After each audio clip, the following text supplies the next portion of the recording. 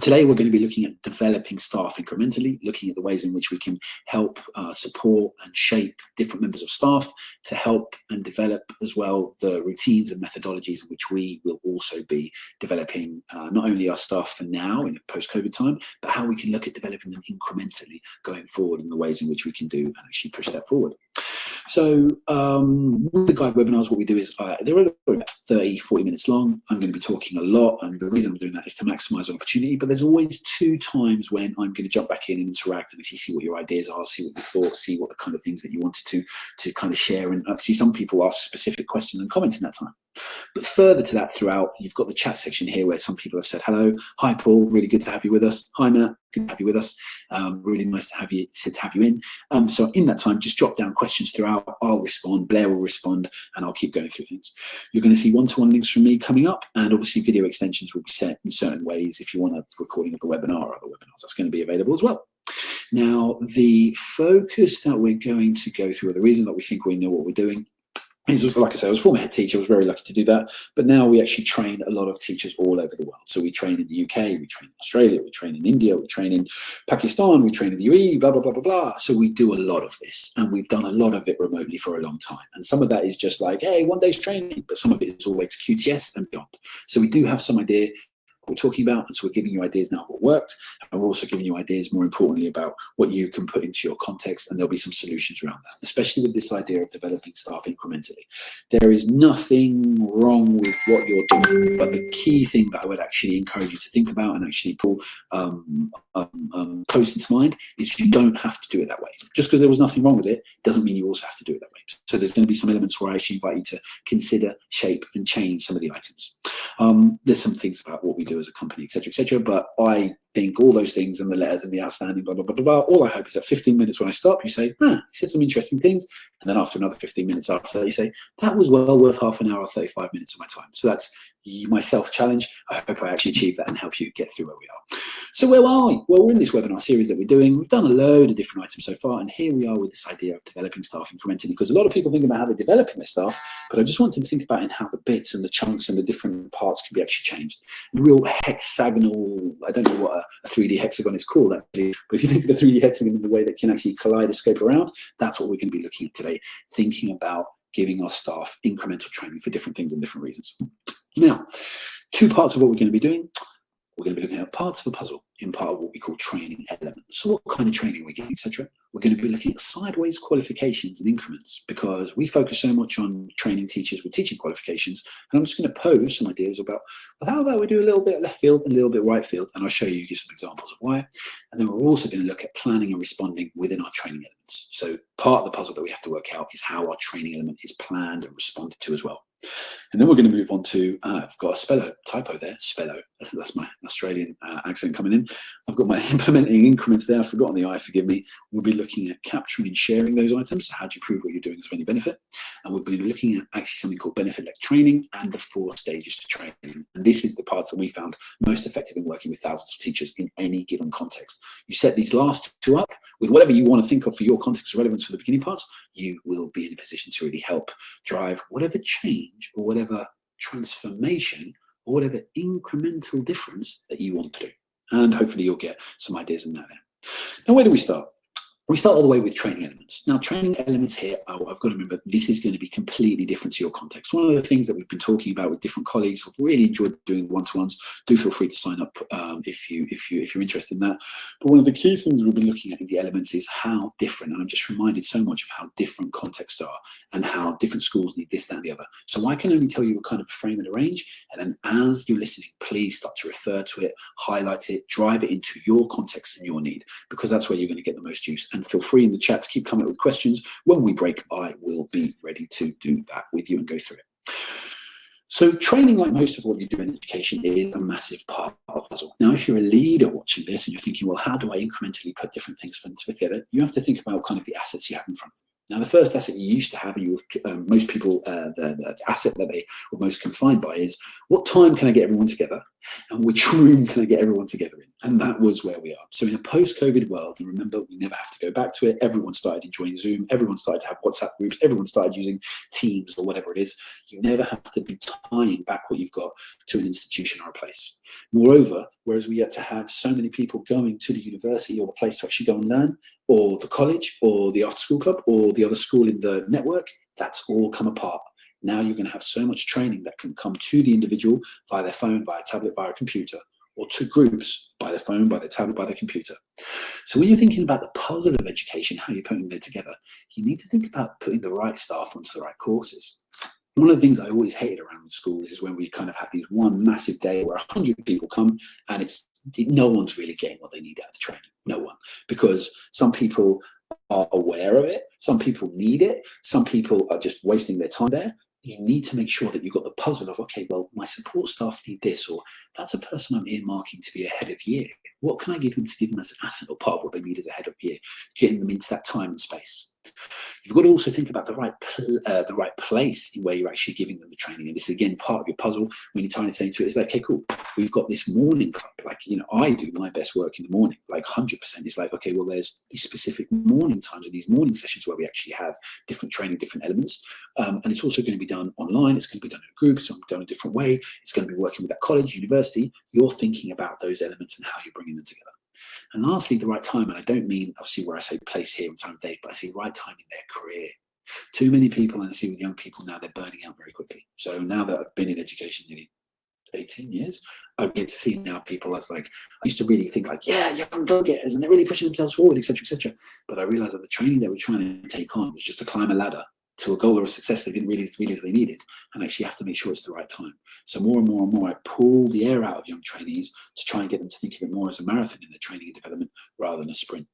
And this is part of the puzzle that you as a senior leader, or as you as someone in school or in charge of training, etc., you have to think about and try and combine and put together. How are you going to think of which staff is this best for? What's the place and time in the day that it's best for and the way? And then also, where's the right time in their life journey? What do they need to know at different times? Now, the other part that you need to really think about is looking at your training need, all right? Now, it's going to be tied slightly to what comes next, but so many people do what they have to do. They don't do what they need to do. And I think a lot of leaders will do well in a lot of schools to actually have a moment or an occasion where they have what I call a pens down moment, where you just stop. You stop thinking about the budget and about the wages and about the curriculum and about this and this and the other, and you just go, what one thing would make all the difference to the school right now? And that's the thing he's training one up on. And I'll talk about why this links earlier. Now, you might say, well, that's so hard to do. We've got so many conflicting pressures, this, that, and the other. I was there and I know. I was there as a head teacher in the school that was failing utterly when I joined. And I literally was looking for anything to hang on to because I needed to fix everything. But the first thing that we went and did is I needed to go, okay, well, would it be better if I did this with the kids or that with this with this? And I think what's the biggest training need right now? And the training need that I had to come up with in my context at the time was I need people to understand that they shouldn't be abused at work, because the school and context at the time was not favourable, not somewhere anyone wanted to work. And all I was seeing was, in the few days I did it as a consultant before I became a head teacher, I was just like, yeah, this is abuse. And that was the training I needed. I had to give people their value, their understanding, and then everything stems from there, or everything can stem from that first point. But when you try and have one fire hose and you try and put out every single part of the fire, well, you're never going to put out any fire because you're just dishing a little bit at different times. So think about that really, really clearly. What's the one training need in your puzzle where you want to start incrementally developing different things with staff? And the other thing when I say about incrementally actually looking at your development, etc., is finding what I call your lighthouse.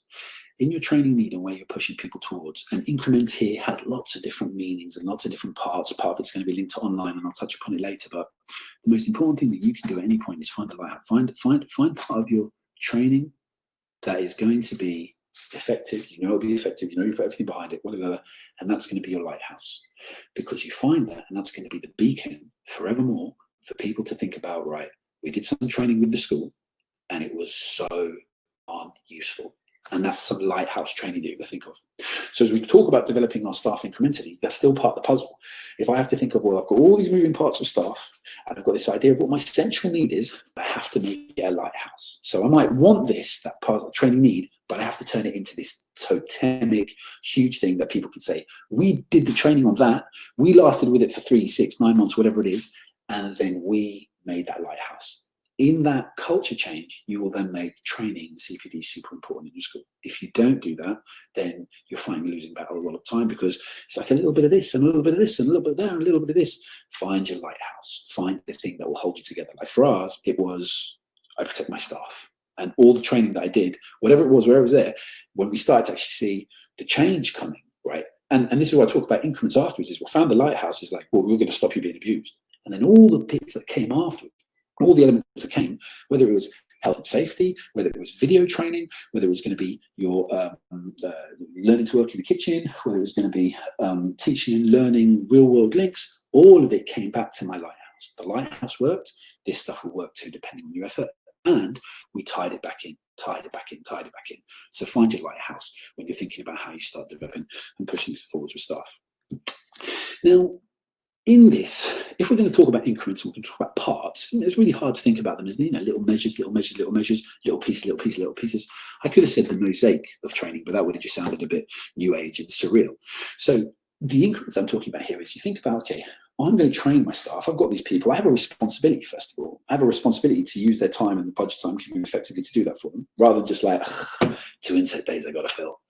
And I want you to think about in the way that you can actually think about the training and the increments and where they interlink here, where we're looking at maybe how can we detach some of the ways which we do and look at our training? How can we break it into increments? So what do I think of the training I'm offering that's education? What do I think of the CPD and training that I'm offering that's actually best practice? What do I think of where I'm going to get to, and what certain people, certain needs, sometimes they need qualifications? And then my favorite part is the informal part. I have gone to countless seminars and different things for business, for startups, for education, for training, for religious people, for everything. In any situation given context, the part where I've learned most has always been the discussions with other colleagues in other contexts. And I'm like, wow, you do that, you try this. Oh, that's the interesting part for me. So when you think about how you're starting to put things together for your staff, think about what you're detaching. And, you might say, well, the education and qualification are so closely linked. And I was like, yeah, they can be. But I actually turn around and say to you, all the education they might have got, which was the background reading or under the iceberg of their actual qualification in that part, that might be just as relevant as the actual qualification itself. So you start to think about what you're giving them as training. You think about these 4 parts and not always thinking about it as one kind of line of, which in most school is, we have to do this. The new rules say. Well, it's just kind of like, where have you diverted things into little parts and increments where people can deal with it a little better? I also think very much it's really, really important to look at how you can detach the institution and the person. And what I mean by that is actually thinking about the need that you have as them for part of the school, but the need that they have as part of the person. I've been really, really fortunate. And again, I say this, and if you haven't heard the old adage before, I think it's really, really important. You tighten to good. So I don't know your context, I don't know your situation, etc., etc., etc. You tighten to good. You get all the basics in and really done, and then you loosen to outstanding. So a lot of the stuff I'm talking about here, I probably have more with my outstanding mindset on, quote unquote, whatever that means. But it does buy you a lot of time and luxury and being able to do crazy things, as opposed to, and that's tighten to good, loosen to outstanding. And I remember afterwards where I actually have development, and I would be sending people on business courses. I would be sending people on stand-up comedy courses, because what I needed there was thinking, the school needs this, but you're giving that to me. You're a great teacher. You're doing really well in this. You're doing really well. I'm not going to set you and say, hey, next step for you is a master's in education, because you're doing a great job. You're happy. Let's take almost like a training breath or a training beat or a training pause here. Let's do something that you enjoy. Now, whether that has full benefit to the school in terms of, hey, how are you going to use that comedy session when you're coming back into school? I never felt really I had to justify that. I just thought I'm making one of my staff members really, really happy. And so it's kind of a training reward. And I did do that on occasion. Now, I'm not saying that, we spent lots of, government money on different kind of training in that kind of way, but we did look at how we actually did it. My favorite one was sending people onto film courses, learning how they could edit, learning how they could use green screen, learning how those things. That was the one. It's just like, and it's so easy to justify and say, brilliant. That now comes back in. But that person, even though they don't directly feel it, it's kind of, some of the qualifications and increments that I was giving them were more to do with what the institution need, and some of it's to do with them as a person, need a personal development, which always got me thanks, always got me thanks and got me loyalty. But I can't soft skill that back across and say, I've got a loyalty increase of 14%. It didn't really work that way. But I just want you to think about it, because as senior leaders, you have that options. Now, there's the other part there, and this is tying on, and hopefully it's actually moving quite smoothly through. You think about your training in terms of what you want to develop. Training how sometimes you need to support. So, okay, I've got a member of staff, they're young, they're fresh, they're keen, I want to develop them. I've got a member of staff who isn't working the way that I need to, this and the other, so I've got to think about training as a support. And then some of the training that you want to do is in terms of where you want to keep, where you want to keep a member of staff and say, hey, look, if you want to be XYZ, I'm going to put you on NPQ, I'm going to put you on NPQ SL, I'm going to be this and the other. You're thinking about how you're putting these pieces of the puzzle together.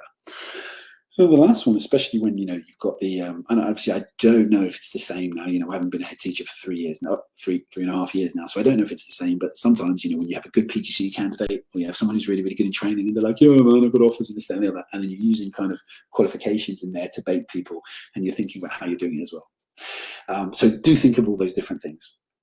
And then in this part here, what I want to talk about in this section, in this part here is, you have to remember, if you don't have the odd grenade or the odd, what they call it, curveball, or the odd weird thing in your arsenal, you don't know what you are going to need and how things are going to change. You don't know whether having a maths teacher do drama is going to make a difference in their ability to teach maths. Whereas some statistics show that if you actually teach maths rhythmically with song, it makes a big, big difference. And so I started to become interested in this more and more when I was reading some reports on the NHS, when they were looking to improve performance in surgery, because, seconds in surgery mean a huge thing. What they did is they actually brought in consultants from some of the top ballet schools in the world about how surgeons and consultants can move around in the operating theatre to work together. And there was another element very, very similarly when they were looking at how they would get people to work really, really fluidly in different departments and factories. Well, they got F1 consultants, who manage the team and getting the tyres off and in and out in 8 seconds. Championships are won and lost in those things. And thinking about, well, how could that be? So I would never fear giving training or some kind of incremental training to something I didn't know was going to be a problem yet. Now, an obvious one, obviously, COVID-20, this, that, and the other. What if I'd sent everyone on making video courses, right? So, I mentioned earlier where I used to send people on media and green stuff, sort of this, that, and the other. Imagine now if you'd sent one person from every department onto a how to make a quick video and share video course 3 months ago. Then you might not have thought it would have been relevant, but how strongly would it be relevant now? And you might think, probably, on COVID-19 is a one-off. It's an aberration. It's a this, that, and the other. But when you go back and you look at it, there's so many things that change and do it. So if you turned around and you said, right, I'm going to take an English teacher and I'm going to put them on a cosmetics course, just a cosmetics course, how you wear makeup and this, that, and the other, blah, blah, blah, blah, blah. And then they start to come in and actually start making those videos, sharing those ideas. What would the children be learning in that? They'd be learning their whole TikTok, YouTube, influencer generation understanding.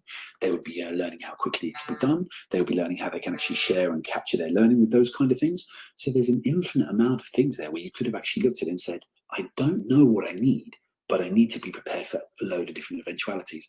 And what happens there is it becomes a really nice, wide lottery. And you're just thinking, I don't know what it is.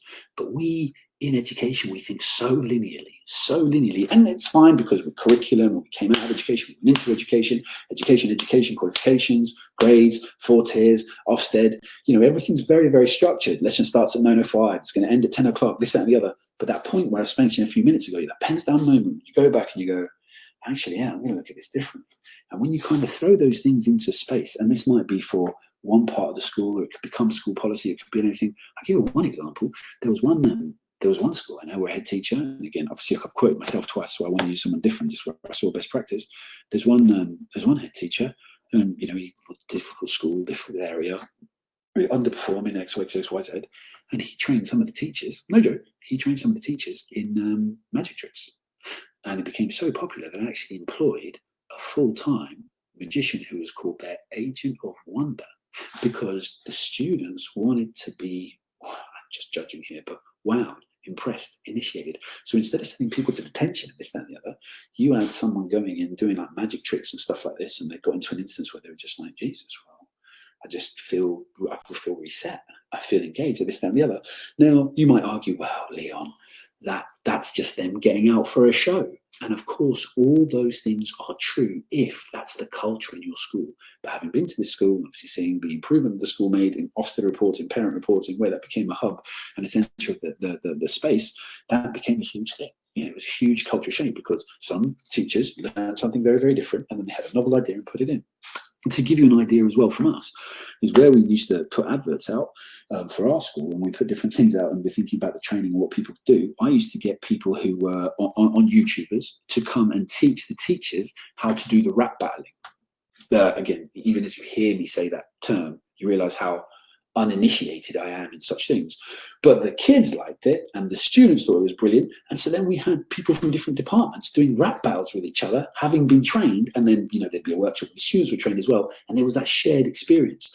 So I go back to known knowns and known unknowns. And I can actually refer to, well, known knowns there is kind of like, well, I know the kids like, the students and the learners like rap battles and magic. So we got the ideas. But the unknowns there is where, well, if anyone had that video recording, then they would have had some COVID readiness. And this is something I say in all the training. Just remember, please make sure that you try and avoid this. So much of what's done in schools is led by requirements and it's not led by your values or your ethos. So please, please, please keep that in mind and look at it as something that you actually want to do. But now that we look at these qualifications and training, I've talked about increments, talked about different ideas, hopefully give you some reason or idea to come off the page a little and look at things a little differently. I'll move on to the next part where I actually say, well, what kind of qualifications are there? What can we do? Now, if I give you some ideas, right, not everything has to be like, and then I did a master's, and now I'm doing a PhD, and now my MPQH, because all those things take a lot of time. I'm not knocking them. I have most of those things. I do. But I just don't think they're the only way to give it to people. And also, for some people, they're like, I love the idea of a minor and master's. They're not going to do a master's, right? And that's where I go back to something that I said in a few pages ago. You have to make sure that you've got the right staff, right place, right time. That, because the purpose of this isn't, and I'm going to talk about it in one of the other webinars, is how much this stuff can cost you. So you'll be like, your masters, you pay deposit, you put $4,000 down, $3,000, I don't know what it is. And then the completion rate for the masters when the government paid for the masters was less than 10%. When the government paid for people to do a master's in education, less than 10% actually completed it, and the government paid it all up for it. So you have to think about that massively. So what else can you do? Blair, hope everything's well with you, buddy. Sorry for putting you in this, but just some of the stuff that I put up here, if you could put some links just so people can think about it. Now imagine here you have the award in education and training. So imagine if you have someone who's in the canteen in your school, and you're thinking about ways that you want to work with them, you want to push them, this, that, and the other. They're a great person, but they don't really understand much about teaching. They're there just to do their job. Well, how would it be and how would it feel if you gave a person just an introduction and a sliver to what it's like to do a teaching qualification?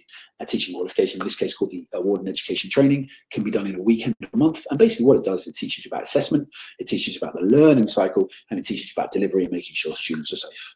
So imagine if you pass something like that, again, it's looking at an increment of training in a different way, in a different part of the school. Imagine if you gave that to someone who was the canteen officer in your school. Imagine if you gave the AAT to a parent. Imagine if you gave the AAT to all of your teaching assistants and made that a requirement for them to actually do and actually get involved in, etc., etc., etc. So move on to another one now. Let's say you have a head of year, and you have a head of year and they're doing X, Y, and Z, and they want to do this and the other, and they learn their planning and organization. But what happens if you give them an early years foundational studies course? Again, something inexpensive that can be done quite quickly, but has so much relevance to education and education as a business. Not because you want them to go and start your own nursery, but because you're thinking about their development and getting to think about things in a different way. I will say this now, having been in business and raised many millions of pounds, sold many million pounds worth of product, having come from being in education, all the training I knew with my finances in my school was like how I handle my household budget. I'm like, yeah, I save this bit and I spend this there. It doesn't prepare you at all for business in the business world. That's all. So thinking about, well, hold on, and even on the MPQH, they're like, right, well, here's a budget sheet. You've just had a problem. You've just joined a school and the surplus was missing £50,000. And all ultimate finance stuff in schools ends up, well, I find it from the government in some way, shape or form. And obviously that's 99% of what we'll do. But in business and thinking with early years foundations and with nurseries and the way they have to run things, completely different. So again, you think about incremental training, what you're bolting on, what you're putting in, what units you're taking from different ways to kind of share and support people. We're thinking about another one now, like the DET. If you've got someone who is in a situation where they can't or they won't be able to take a degree or move to QTS, well, the DET is pitched at level 5, and it's a diploma in education and training where they learn so much more about different units. It's got such flexibility within it to actually help them get the item that they want. One of the favourite ones I ever put on is just putting, and this is schools messaging internally and externally is so poor. We're just like, well, we'll do skits and then we'll be in a situation where we'll get all our own candidates, and we found that no one turned up. Why? Because we don't know how to market. And market isn't about, hey, I made the poster, hey, I made the sign, it's got the school badge on it. Marketing is about a strategic mission to essentially get people's attention and then knowing what to do where you keep their attention. And the basis of it is to attract them for some reason, to excite them for some reason, and then delight them. But what if you put people on a marketing course so they actually had a completely different skill set which they can feed into how you spread the messaging? And let me say why. You want to increase parents' evening attendance. Does some background in marketing help? You want to increase the use of the new technology tool that you had within your school. Does marketing help? The answer is yes. So you think about who you're putting in different departments and how you think about marketing the good that you're doing, not just actually sharing it. Now, that's not one that comes across and you think, hey, what about the marketing team? What are they doing? They've got their goals, aspirations, ideas, and what they're doing there. Now, lastly, as well, when I think of a lot of people doing NPQH and this, that, and the other, I would so strongly recommend doing business items as well. So looking at how people and why they would do it, not just like a master's in education, but looking at strategic planning in business, because the razor sharp way that you have to look at certain things is completely different. I would prefer to have done some of those than do my NPQH. And I say that as a very proud head teacher who appreciates the NPQH. But knowing what I know now for how I would have dealt with money differently within my school and how I plan things differently in my school, I would definitely say there was something there. So I think and remember, you don't have to do either or. You could do one and then the other. So again, thinking about incremental training, how you put it together, etc., etc., etc. And then this last point, I just leave this question: is it worth doing for the sake of doing? Now, what do I mean by that? I mean, ultimately, it's like when I'm not a photographer in any way, shape, or form, and I might go out onto a field or a lake or a beach, whatever it is, and I'll take 20 minutes, half an hour to get a picture right. I'm never going to use that picture again. I don't have enough friends to put it on Facebook or Instagram for anyone to be impressed with, but it's just doing it for the sake of doing it and getting it right. And it goes all the way back to who you're actually giving the training to. Do you have members of staff who actually look at something, absorb something, and hold something, thinking, that's worth doing for the sake of doing? And I'm going to go back to the one that I mentioned just at the end of the last one, because I felt I talked a little bit longer. Now, when you're thinking about planning and supporting this, think about it long term. And that's the key thing. Some people may have seen Emma's idea there. Obviously, I got very kind of excited and happy by it again. Gabriel was so happy about it, he actually started squeezing the sponge. And we think, right, I'm going to go and do that one thing in that one place, and that'll be great. And this ends up being the same as when you pay that 2-3 grand to get the one speaker in for a day. You think about how you plan those things long term. You think about how you drop them in long term. And exactly as I said in the comment, it's just how it continually happen and where does it incrementally happen? Because there's another part of how we look at increments. It's not just the levels we're taking them up or the people that we're being involved. It has to include the time at which we're going. So think about all that you're going to do and implement long term. The other part there is kind of this thing is what your options are. Now, as I said earlier, you have to have your lighthouse, the main thing. That thing is just like, that works, so everything else we can do could work, because you want to give people the trust and the buy-in. And then you think how many layers and different options or methods that you're going to go for. Are you going to have stuff which is more the creative training? Are you going to have stuff which is more academic training? Are you going to have the stuff that's going to do with data handling and data training? They're all different elements of what you can put people on and how you actually do them. And then over that time and period with the individual staff, if you've got the head of CPD or whatever they're doing, you think about the rhythm of training throughout the year.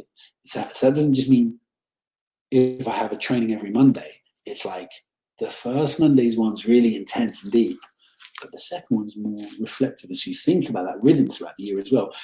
Because one of the things that I know I dislike of trainers that I do like is when you go to them and then you're like, great. And then you learn their method and how they do things. And then the next week, you're like, hey, I did the method. And then the third one, and you're like, and it becomes formulaic. So you think about that rhythm. And obviously, that's a core sign of a good trainer and a good teacher. They mix things up. They change things around. They do what they want to do. Think about that. And then also think about the agreements within the year. And the agreements within the year is what people are doing, how much they're going to commit, how much time they have, etc., etc., etc. Because the last thing, and this is another thing schools do really, really badly, and I've learned a lot more about businesses, we're professionals, right? If I put a lot of experience and effort into something, you better appreciate it, right? But so many times we see teachers break their backs to make CPD and training materials, and then 4 people come to a twilight session, and then you do nothing but kind of perpetuate the drop afterwards. Within business organizations where I worked with in training and stuff, I'm really surprised by how, especially in China, oh my God, culturally there's a difference as well, but it's just kind of like, we respect that the other profession has done something, so we give our time professionally to actually go to those things. You'd never see like a twilight as badly attended in a company as you would in a school, massively. But we'll leave that to one side. It's respecting the profession, the professional, but also then when you're creating the Titan, it has to be. But think about those rhythms and agreements in terms of what you're doing and how you're putting them together. So the agreement is in terms of kind of like, okay, you find that member of staff who doesn't want to, doesn't normally come this, that, and the other, but you've got a relationship, this, that, and the other, and you say to him, John, it would make a big difference to me if you came to just 3 of them in the year. Right, and I've done that before. It means this, that, and the other. Sometimes it's one of those members of staff where I say, "Hey, you know what's going to blow everyone's mind?" Because you know that member of staff that comes in like, "Sorry, I just had to," and they've got a coffee in hand, and you're like, "Yeah, you went to make a coffee before coming to the training," and you're just thinking of those kind of times. It's like, you know what? It's going to blow everyone's mind if you do me a personal favor and you come to training 5 minutes early. Do you know what I mean? You're just there 5 minutes early, and you do it as a laugh or a this or a bribe or a blah or whatever it is. And you just get those agreements because they just help the rhythm and flow and the shake and the change in your training. Now, that one might be more specific to in-school training, which obviously I said we're coming away from, but it's definitely worth thinking about because it makes part of your planning and supporting throughout the year. And then this is the key thing out of all of it, the outcome. What is it your training will deliver? And that really has to be involved in your planning really, really early on. What outcomes are you looking for? Are you looking for culture change? Are you looking for artifacts to be created and shared around the school? I mean, one of the nicest things, I had a teaching and learning lead in one of the schools. I had a teaching and learning lead in one of the schools, and she was really inspired by growth mindset, 5, 6 years ago, and it was really, really big. And in the growth mindset items, one of the things that she wanted to put across is she wanted every member of staff in the classroom to have an artifact of growth mindset. So what did it mean? What would growth mindset look as a picture, as a poster? And I'll never forget, someone actually in the DT department believed it so much that it made a class project for people to actually think about growth mindset. And they created, I kid you not, I wish I still had the picture, probably, so I can't see my screen, probably 1.5 meters wide representation of a Mario game, the Donkey Kong game, back in the original one, where Mario climbed up different ladders, and it had on their confidence and lifting up their balloons and thinking about how they were doing it and their growth mindset and the steps. And that was an artifact now. That growth mindset training became an artifact, literally a physically made wooden representation, painted and carved, of a Mario game, which represented growth mindset. Fantastic piece of work. Now, another item that you might want to have that comes out of it, and you think about it, is the idea of teamwork, how you're actually going to incrementally develop and promote teamwork, thinking about the outcomes that you get for it. And then a general one is going to be as well feel. Now, you notice I haven't put tick box responses on a form to be collated X, Y, Z in different times and periods and blah, blah, blah, blah, blah, blah, blah, blah, because I take that as a given. You don't need me to tell you about that as an outcome. And then throughout the whole thing, you think at different levels. So I'd be really interested in when we actually look at some of the items that you said there, like how far did some of it go? Just out of interest, obviously, it's even great that your school did it. But thinking about that one way. Now, one way to do this, Blair, do you mind putting in the Ofqual link, please? The Ofqual grades link. One of the things that you have here is when you're thinking about levels, your degree, your first year of degree was level 4, second year of degree was level 5, and the third year of degree was level 6. So you think that gives you an idea, right? Your GCSEs are a level 2, your A levels are a level 3. So you've got 2, 3, 4, 5, 6, da, da, da. And one of the things when you start to think about sideways qualifications and implementations is how critical people have to do in doing it, and also how deeply they have to do it. So look at levels with qualifications from places like TQ UK, from places like PIP. The levels of training and the idea that you're thinking of level 2, 3, 4, 5, 6, 7 is a master's, and 8 is a PhD. And you will find alternate ones to a master's and a PhD and all those in every single range and walk of life that you want. So it's well worth actually engaging with and following with. Again, I do apologize for the interruption, but unfortunately that's how we roll in the Hady household. So I've asked you to do that one, and then I'll move in here. So this is the part we're going to talk on now, and I will actually just wrap up after this one slide when I talk about implementing the increments in what you're doing and how you're actually doing it and why you're doing it. Now, everything. So sorry, I really should have written a better title, but the incremental meaning of increments. And so what we've talked about here, and what you want to think about is, don't think about, as I said before, you're training in a straight line. There's the bits of training that you're going to make. Some of them may be internal, some of them may be internal. There's the bits that you're actually going to think about how you're going to review them. There's the bits in which you're actually going to look at how you combine and share them. put them together, and there's the parts. I didn't want to say bits of staff because that sounds like I was putting together a Frankenstein experiment, but there's the parts of staff teams that you're also planning to use. You know, what is the team within the science team? What is the data team within the English team? What is the drama team within the PE team? Start thinking about different people in different, start thinking about different people in different ways and what training you can give them to become better at those parts, referencing, Joan, your point from earlier as well. And also thinking about how are you going to start measuring the outcomes for this? Because what we're looking for normally, and I say this to you, I say this about anything, don't look for all your data to be good. Don't look for your data to be good. Let your data show, hey, we did this Twilight session, we brought Jim Harris, PhD in for this for £4,000, and not like, did you enjoy the session? Tick. And what I would do for that, that's useless to me. But what I want is 3 months later and be like, Jim Gilkinson's session, how many of you would want Jim Gilkinson to come back again? Ooh, none of you. How many of you use this to improve the traction learning in your classroom and can give me an actual video evidence of it? Ooh, none. Okay, well, that's pointless. So think about that. The outcome measuring that you're trying to get from it is going to dictate so much. Now, hopefully this is all giving you food for thought. And as I said, I don't want to go on because I don't even know what time it is. Yes, it's 45 minutes, and I said I'd give you 30 or 40, and I feel really bad for. I know lots of people are busy in time, and we'll give some time for questions and meeting afterwards. So I'm not rushing the next bits, but they are things that you can pick up in different ideas and different guises from some of the other webinars. Blair, could you share the webinar link where I kind of go into video training and mentoring how to do this? So the video that I'm going to share with you is kind of gives you an idea of how you can use a tool or a system idea for video to do all this, because that's my biggest belief. My life changed in teaching and education when I really started to master video. Obviously, I go into it in the video, in the video that Blair's going to hopefully share in great detail.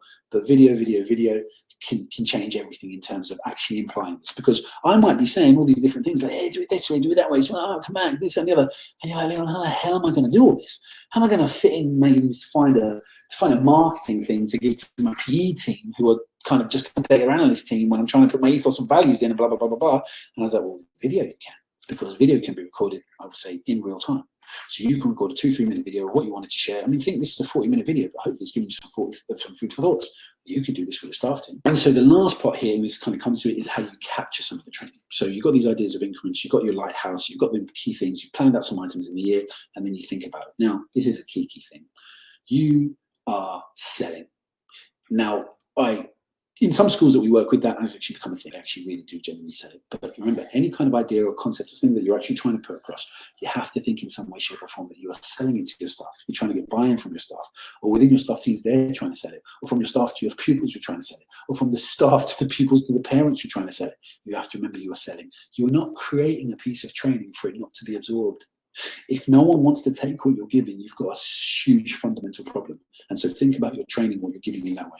It's so much more different when you think, hey, I have to get that customer's attention, and then maybe I'm going to get their consultancy or their pounds or whatever it is. I have to always think I'm selling. Think of your training that way, because it's just going to up your game. It will cut some of the faff, and you'll find in your training, if you think, geez, I'm selling this, I need to be quick, concise, and be able to be taking the people to go, no, that was good, I'll come back another time. Do it that way. So that time, so the next one being quick, concise. And one of the things about video, again, is it becomes very, very personalized.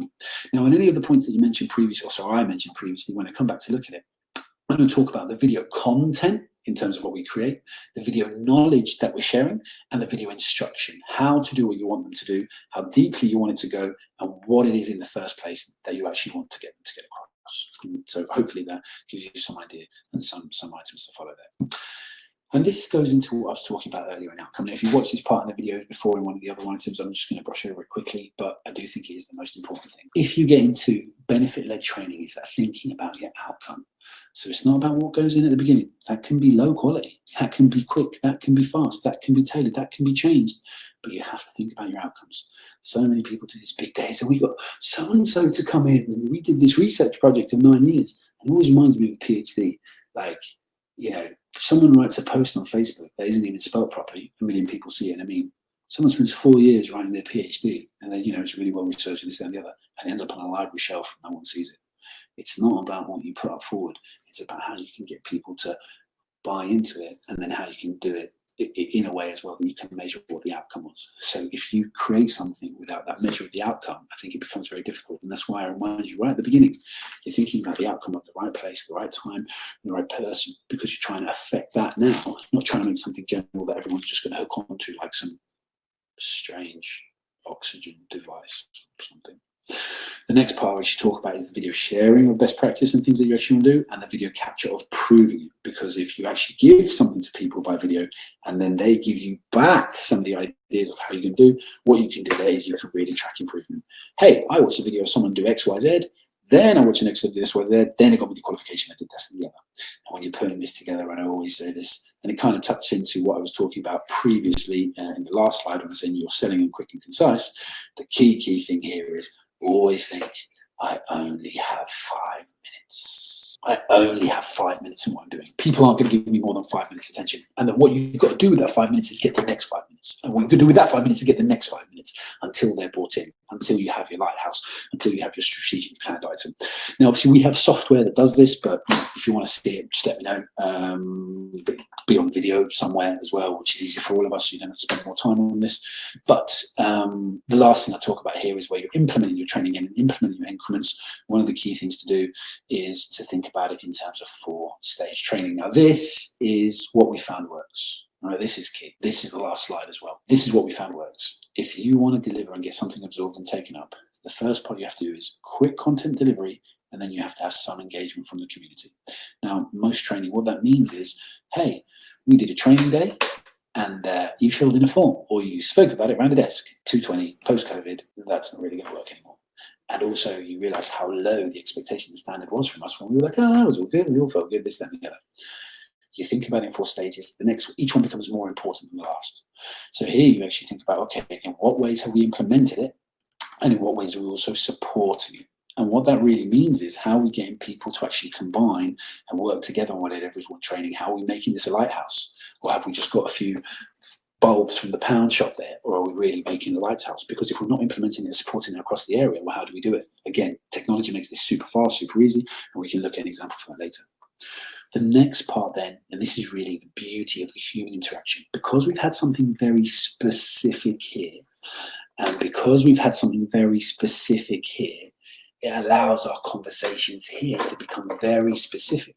And what happens is, thinking about video in particular, you don't then, after doing something and trying to get everyone back together to have a full day's in a hall training on how well something went, you refine and develop it, and then you make new videos, updates from different people, updates from the comfort of their own home, updates with their child on their lap.